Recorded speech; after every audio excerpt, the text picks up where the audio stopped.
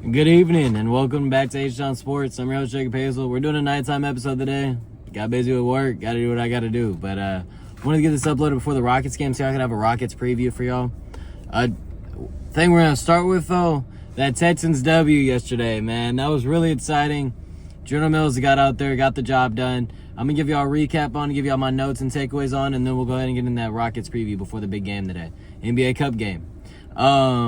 So the Texans recap, we started with the ball. We went 3 and out, and then the very ensuing drive for the Bills, James Cook got a 50-yard touchdown run. Luckily, they missed a point after. It was 6-0 Bills, 9 minutes in the first quarter.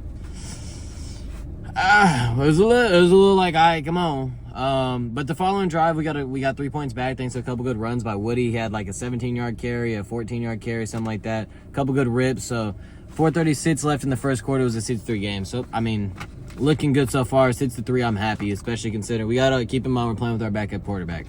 Best backup quarterback in the league, but backup quarterback. And then Bills were able to tack on a field goal, got to the red zone, but they were shut down thanks in part to Will Anderson's sack. Will Anderson was a monster this game. You're going to hear his name often during this recap. 9-3 Bills with 9 minutes left in the second quarter. On the ensuing drive, we were able to finally get a touchdown drive going. We scored our first touchdown of the day. Nico had a 25-yard catch, and we leaned on the run game. Had 7 rushes to 4 passes on the drive. Woody had a couple gutsy runs on this drive. He had a 3rd and 1 run where he ran someone over and was able to get the first. It was really nice. I didn't know Woody had that in his bag. But that was able to make it 10-9. Thanks to their missing the extra point, we had the lead. So it was 10-9 Texans, and that was really good. We'll take that. And then the very first play for the Bills after this is a pick. And it's almost 6. It's almost a pick 6. Literally a pick 6. But Derek Barnett just lays a stupid ass, like, I'm a D lineman, I get to block on a return blindside block. So you're forced to settle for 3 after 3 and out after that. But it's like, dog, why? No need to do it. But we had to take 3. We weren't able to score a touchdown after it and capitalize. We made it 13-9. Momentum felt like it was on our side. We almost had a pick 6. We had a pick. We had a touchdown, a field goal. Josh Allen can't do shit. Like, we're cooking. And then it's just like, they got a fucking kick return touchdown on some bullshit. He, like, bounced off his player and accidentally spun to the right spot. Like, made it 16-13 with only 1:56 left in the second quarter. So not only are you thinking, damn, the momentum's favoring them now, they get ball after half, and you're trusting General Mills. We did have 3 timeouts, but you're trusting General Mills to lead like a 2-minute drill drive that gets you at least 3 points. So you're not really feeling that confident anymore, especially coming down from where you were at. And the General gets it done, man. This is the order of the plays. I'm not going to skip a play. If there's an incompletion or a negative play, I'll let you know. 7-yard catching pass to Christian Kirk. A 19-yard pass to Nico Collins. 8-yard pass to Dalton Schultz. 33-yard pass to Christian Kirk, who's a fucking dumbass because he almost sold. We're so lucky we scored a touchdown. He could have easily lost us the game. But instead of getting out of bounds and having 3 timeouts left and being able to run the ball while we're inside the red zone with like 20 seconds left, no rush at all, he doesn't get out of bounds. We're forced to use the last timeout that we had because he chose not to get out of bounds. There was no chance he was scoring a touchdown. And we're forced to use our last timeout we have. On that, so we have to pass the ball after that. We throw an 8-yard completion to Jaden Higgins. And following that, we get an 8-yard touchdown to Christian Kirk. He acted like he was going to block, and the defense lost him, and he was wide but naked. So we got lucky. He got his ass lucky and bailed out that he got left wide open. But it made it 20-16 Texans before the half. I mean, if you're telling me going into the game, we're playing the Buffalo Bills, we're playing Josh Allen with our backup quarterback, and we're up 20-16 at the half, I'm happy. I mean, I'm so happy. I was watching the game, I was ecstatic. Can't be mad. And then Texans defense in the third quarter was insane. Will Anderson had a sack to shut down their first drive. Danielle Hunter had a sack to shut down their next drive.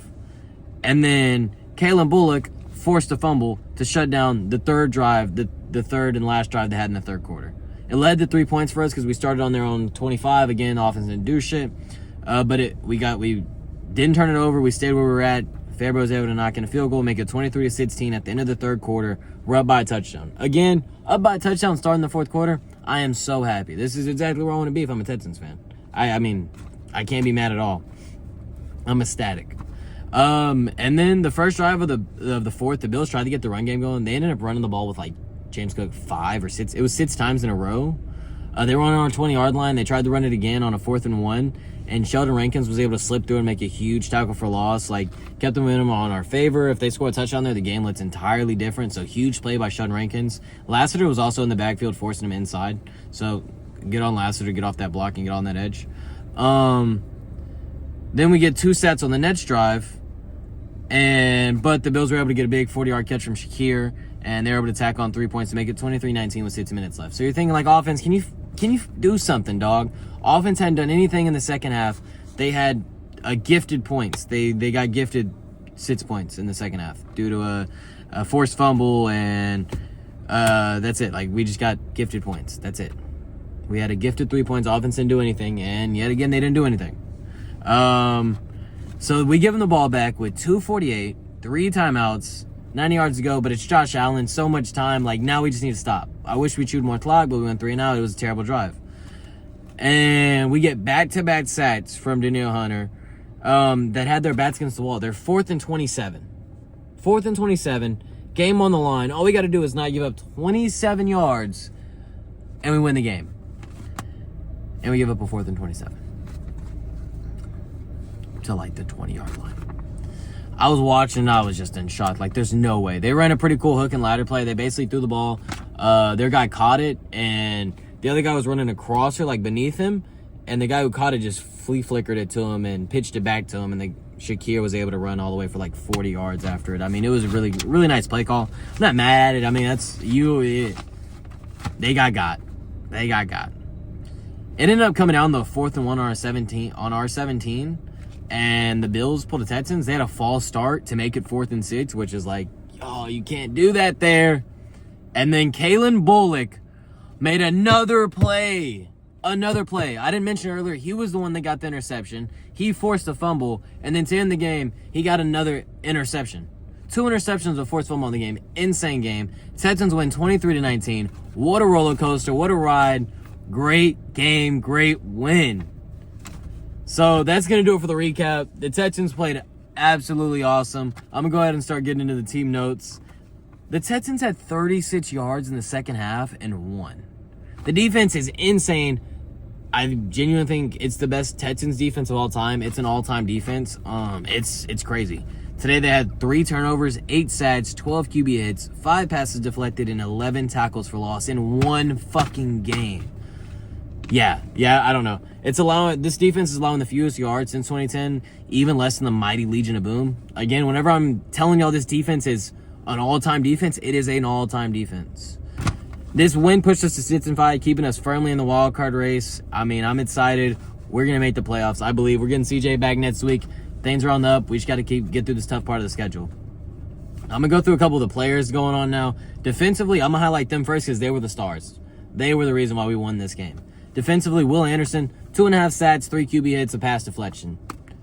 Danielle Hunter, 2 sacks, 3 QB hits. So our edge rushers combined for 5.5 sacks today. Danielle Hunter's getting paid $40 million. Will Anderson's going to get paid $40 million. You see why.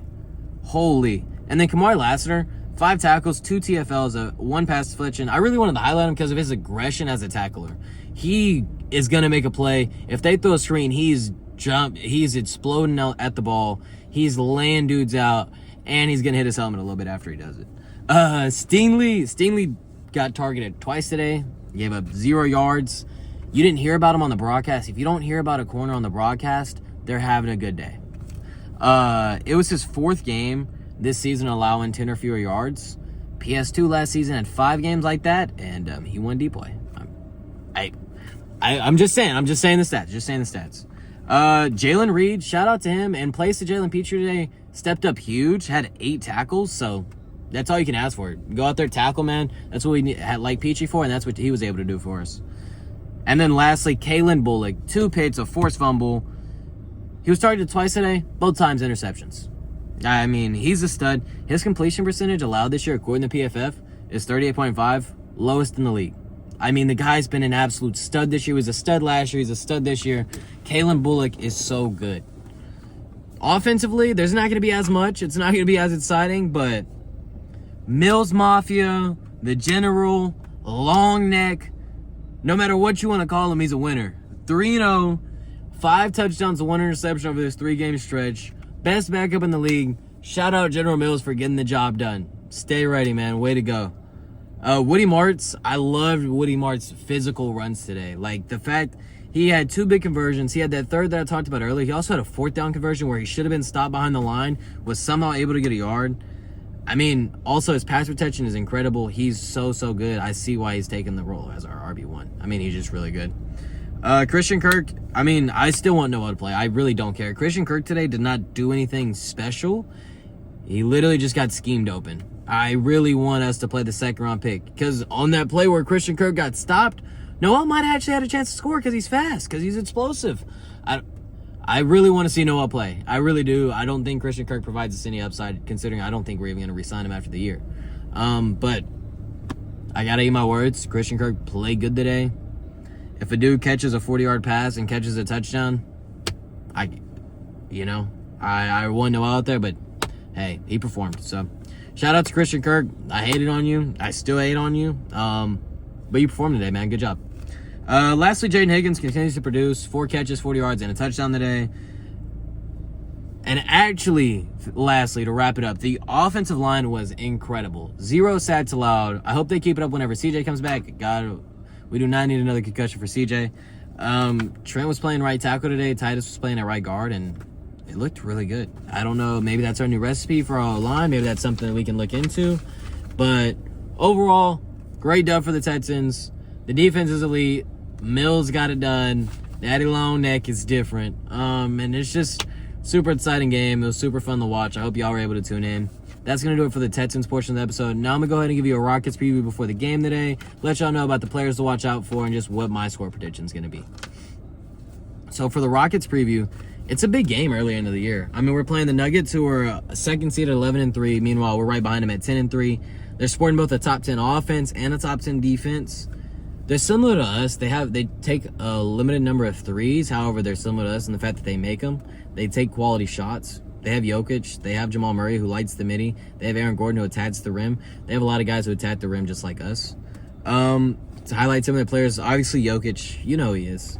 He's, again, insane this year. He's averaging 29, 13, and 11. I mean, incredible. I always love watching Şengün versus Jokic matchups because the skill level at the center position is like a matchup you don't see ever. It's just, this is literally the most skilled matchup you're going to see at the center position, which I think is so cool. Besides maybe Embiid in his prime. Embiid was cooking. Jamal, he's working hard for that first All-Star appearance this year, man. He's 22 points per game, 5 rebounds, 6 assists. You got to think with injuries and stuff like that, he might get in because you got to play a certain amount of games. He's really good. He's really good, and just watch out for him. He can go off. He can go off and win a game for them. And then Aaron Gordon, it's averaging 20 points per game this year. Being really aggressive, he has to be, but it's very fluid. The Nuggets offense looks so smooth. They're really fun to watch this year. And then lastly, Cam Johnson, he's finally knocking out his open threes. I really liked the fit before the season started. He couldn't hit shit, but now he's starting to make his open threes, so I really like Cam Johnson on the team. I think he fits well. And then Christian Braun, you've seen him in the past. He's actually injured before this game, so there's going to be no Christian Braun today. For the Rockets, Şengün, excuse me, he's just as crazy as Jokic. I mean, he's not dropping 30, but 23, 10, and 7 at his age with what he's doing. I mean, leading his team as the 2nd seed. We're going to need a big game from him today if we want to win. Aaron Holiday, he's definitely getting burned today after those 4th quarter heroics. I promise you Aaron Holiday is getting at least 10 to 15 minutes today. I mean, the dude cooked in the 4th quarter. He's got to play again. And then Jabari and Adams are questionable. If they are ruled out, expect to see an uptick in minutes for Capella and Okogie. I'm excited to see more minutes for Capella. I want him to see what he can do in 20, 25 minutes because his rebounding in his 10 minutes at night has been 5 boards in 10 minutes. So I hope Capella gets his 10 boards today because he's really good, man. He's been really good this year. Shout out to Clint Capella and shout out to Josh Okogie being a stay-ready guy. Lastly, Reed, keep cooking, man. Keep cooking. Leading the league in 3-point percentage. If not, he's top 5 on a good volume. Keep cooking. Keep shooting. Stay confident. My score prediction, Rockets are going to win 115 to 109. KD's going to bounce back a little bit. He struggled with his shot last game. He's going to drop 30 this game. Şengün's going to get a near chub dub, and then Reed's going to end up with 15 points off the bench. that's going to do it for the episode today. Thank y'all so much for tuning in. Again, if y'all have any comments or suggestions, please feel free to leave them below. And go Rockets, man. Go Rockets. We're going to win this in-season tournament, man.